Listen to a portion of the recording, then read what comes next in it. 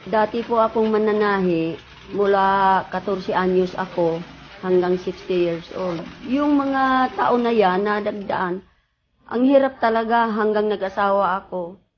Hindi nga ako makapaaral sa mga anak kong tatlo ng college, gawa ng sobra talagang hirap. Dati nakatira kasi kami sa maliit na bahay na bulok, butas-butas ang dingding. Dati dito kami nakatira mula 1996. Bubong namin tumutulo. Ayun, repair naman kami hanggang lang doon tapos bumagsak naman. 2009, magisnan ko yung anak ko na si John. Mula gabi hanggang magdamag halos. Nasa internet siya nakapokus. Sabi niya, Nay, nag-online ako, marami akong kausap doon sa ibang bansa. Sabi niya ganun sa akin. Sabi ko yung online. Ano yung online? Start kami sa online marketing nung merong isang downline ng nanay ko na si Marido Paiste na in-invite yung isang naging downline din niya na si Teresita Agustin sa may Hong Kong. Through Facebook, nako-communicate namin sila hanggang sa dumating yung time na meron siyang na-prospect na nandito sa Pilipinas, yun si Fatima Balin. Nung time na yun, pinasentahan ko si Fatima Balin, naniwala, nag-join, nag-7H. Doon nagsisimula na nabuo namin yung konsepto ng online marketing.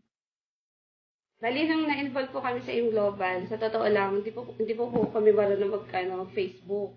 Tapos nung natuto kami mag-Facebook, kasi tinuruan kami, inaral namin kung paano mag-Facebook. Tapos tinuro na rin sa amin kung paano yung pag-online, online marketing.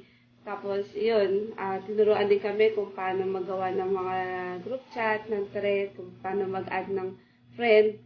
Tapos yun, doon namin sinimula yung pag-online sa online marketing. Tapos kung paano ma-prospect sa iba't ibang bansa.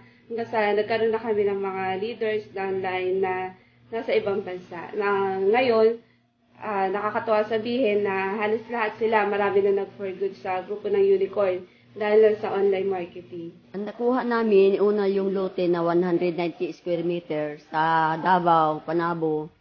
Pagkatapos nun, pinatayuan ng bahay si John Amel sa Antipolo. 2014, nakapatayo ako ng bahay na ito.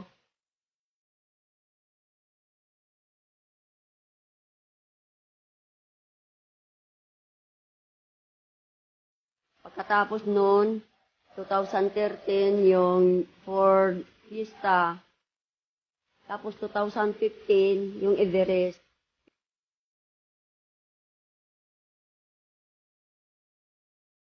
Pero may BCO pa doon sa Antipolo, 2014 nag-umpisa hanggang ngayon.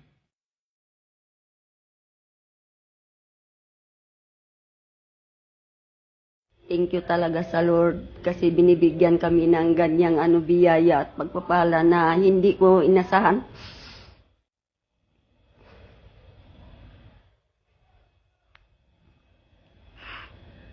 Sa mga members at non-members, ang may payo ko sa inyo, huwag na ninyong pagdudahan kasi ako nga nagawa, kayo pa kaya.